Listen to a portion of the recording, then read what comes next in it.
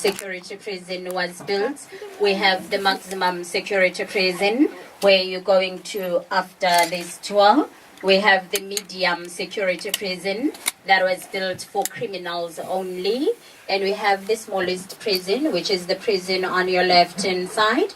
And it was built for only one person. Yeah. And that person was Robert Mangaliso Sobukwe. Mr. Sobukwe was the founder member of the Pan-Africanist Congress in 1959. He was once a member of the ANC, but did not agree with the ideologies of the ANC.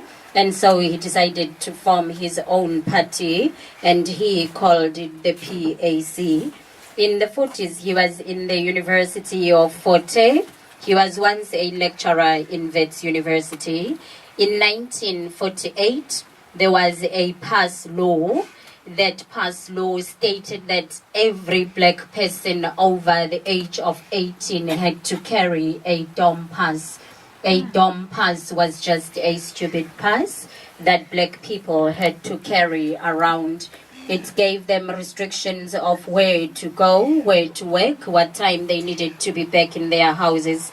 If they were caught without the document, they were fined 60 rands, which was a 3 months salary of a black person then, or they were to face 6 months imprisonment. In 1960, Mr. Sobukwe called upon all black South Africans over the age of 18 to leave their DOM passes at home, march to the nearest police stations and demand an arrest. And so everybody did.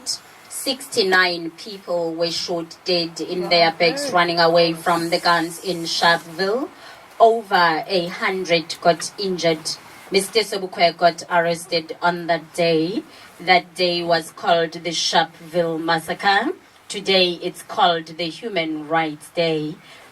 Mr. Sobukwe was then sentenced into 3 years imprisonment for incitement.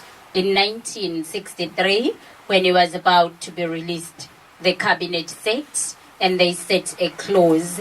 And the name of the clause was called the Sobukwe Clause.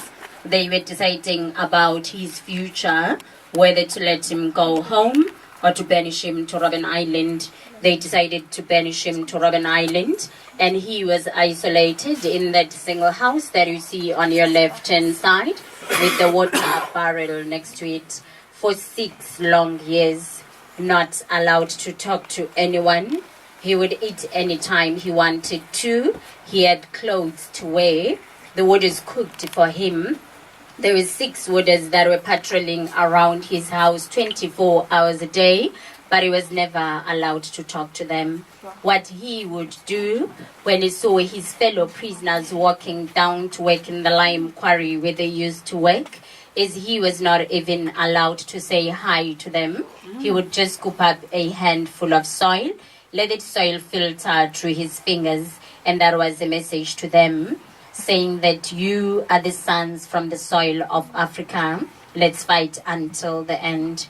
After 4 years, that is in 1967, it was discovered that Mr. Sobukwe was psychologically affected by the situation he was in, and so his vocal cords were damaged. His family was then allowed to come visit him. In 1969, Mr. Sobukwe got really sick, and since the warders did not want him to die on the island, they decided to send him to Kimberley. He never went to Kimberley before. He knew absolutely no one in Kimberley, but they sent him there. He was kept there once again under house arrest. Only death brought his release. He died in 1978, just before his 54th birthday, and he was buried in Grafreinet, where he was born in 1924. The site on your left-hand side is the limestone quarry.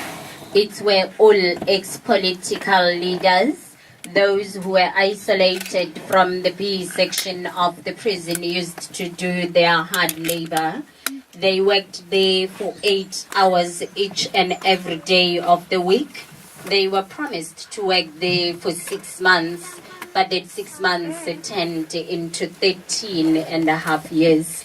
They were given picks, shovels, and spades to dig the lime. Sometimes they used their hands. The warders were patrolling from above. They were going up and down with their dogs and rifles. They were given authority to shoot, not to just shoot, but to shoot to kill. There was no use for the lime. They would dig it today, take it from point A to point B, following day from point B back to point A until it was needed to construct the roads of Robben Island. They say it was never hard for them to dig the lime, but the glare of the sun and the dust really damaged their eyes and their lungs. When the sun rays strike the lime and it's reflected back to your eyes, then the heat becomes unbearable for your eyes. Now you can understand why Mr. Mandela had to undergo an eye operation after his release as a prisoner on the island, and why you couldn't use a flashlight when you were taking his picture. They were given no sunglasses because the warders said it wasn't part of their uniform. But there was a good in this bad.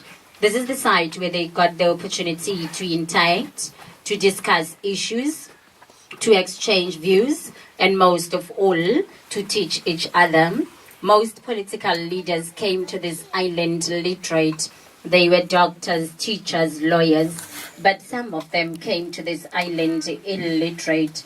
They couldn't even write their own names, but they left this island with their university degrees, and today they holding high positions on the mainland. They used the cave on your left-hand side as their place to eat, to relax, their classroom, and unfortunately, their toilet, because they were not allowed to leave these premises. They would go in there and have their classes. They were writing in sand with their fingers. Later, the criminal prisoners stole cement bags, and they used those cement bags as their books. They adopted a slogan, each one, teach one. Robben Island was only for black males. White political prisoners and female political prisoners were kept in Pretoria Central, Barberton and Kronstadt prison. However, on the 11th of February 1995, all ex-political prisoners came to the island for the reunion. When I say all ex-political prisoners, I mean black and white.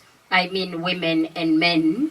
They were demonstrating for the media and for the people who were here on that day what they were doing on the island when they were prisoners. It was Mr. Mandela who started. He broke away from the crowd from the other side of the limestone quarry. He picked up a stone.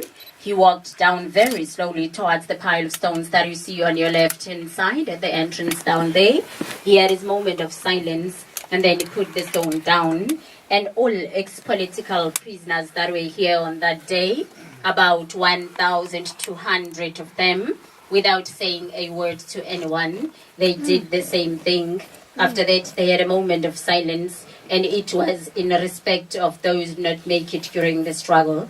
They promised to come here after 5 years to put more stones over there until the last ex-political prisoner dies. It was not planned, but as you can see the pile of stones today, the stones are different in size, in color, and in shape. They symbolize the rainbow nation of South Africa.